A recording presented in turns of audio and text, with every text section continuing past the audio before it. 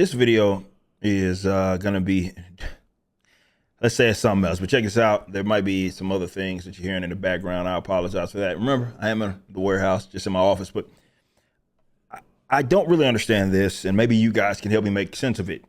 Yes, the LGBTQ plus all that has been a point of emphasis for pretty much every brand, at least major brand, for the most part. And however, we're still operating, or not we, I'm saying that these companies are still operating as if what they've done, there's still some sort of underrepresentation. And even according to the actual organization, GLAD, that we're going to be discussing here, if you guys remember, we did that video where we went through their yearly like write-up of representation, and you can see in a lot of aspects that they are over, if we're talking in comparison to the population, they're overrepresented. Now, you can do it whatever, however way you want, whatever. If it succeeds, it succeeds. If it fails, it fails. I'm more so speaking to the factual matter that there is people still perpetuating this idea that there's some sort of mass underrepresentation of this community in media. And again, if you're talking about the population in itself, it's just not true. It's actually the other way around. But check this out. Microsoft has announced that they will be working with GLAD, of course.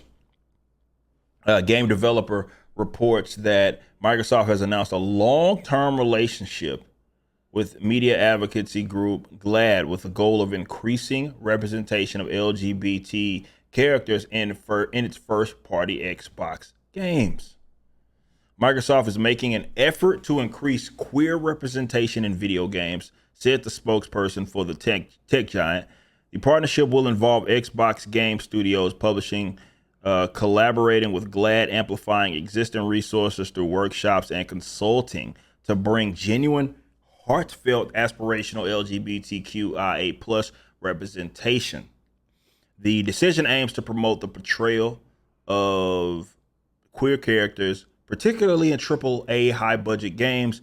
Xbox does not have flagship franchise with queer characters, unlike rival PlayStation with series Last of Us and Horizon series containing. Okay, so what we're talking about here is that Microsoft says, or they don't have a flagship gay character on a flagship franchise, and I guess they're going to be pushing to ensure that. And now they are allying. It's an actual partnership with GLAD, and it's going to bring LGBTQIA plus stories, characters, and lived experiences in Xbox to Xbox in ways that will resonate with gamers around the world. We'll see if that is going to be the case. But I will say this: like, I don't really, and as a writer, creative, I think you're working backwards, man. And if your emphasis is starting from the point that this type of character, as far as race or ethnic background or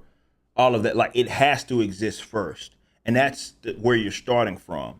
And that's really what this is. It's like, hey, we want this specific type of character to be in these things, and we're gonna make a point to do that, and we're gonna be partnering up with GLAD with and having all these resources, probably having them look over and make sure is it represented properly and all that.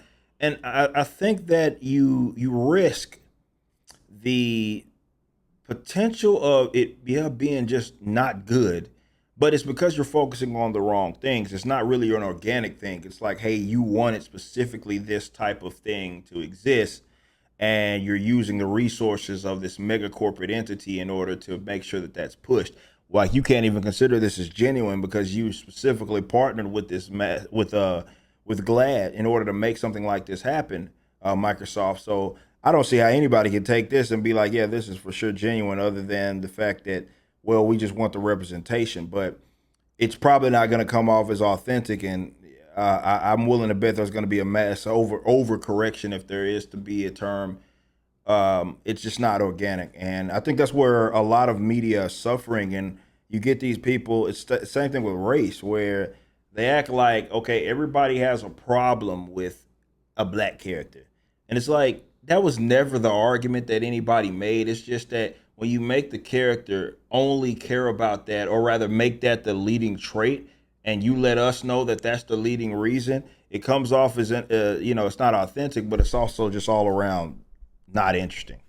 Because that should be the least interesting thing about the characters it is that you are creating. But when you're coming out with reports or mission statements and having to do these massive announcements surrounding this topic, then you're letting me know right off rip that this is more than likely not going to be done in a way that is remotely organic. And I guess that is to be really impossible because look who they partnered up with. So we'll see. If you enjoyed this video and want to support other content, please become a member at ericdjuly.com. This is my own unique platform that replaced my Patreon. Our Ultramax, which is our highest tier, gets free shipping domestically even with Rippaverse orders, and are able to redeem the Creators Edition copy of ISOM #1. You can move up and down tiers or cancel at any time. Also visit Rippaverse.com. This is my comic book company that launched a $3.7 million campaign. We appreciate your support.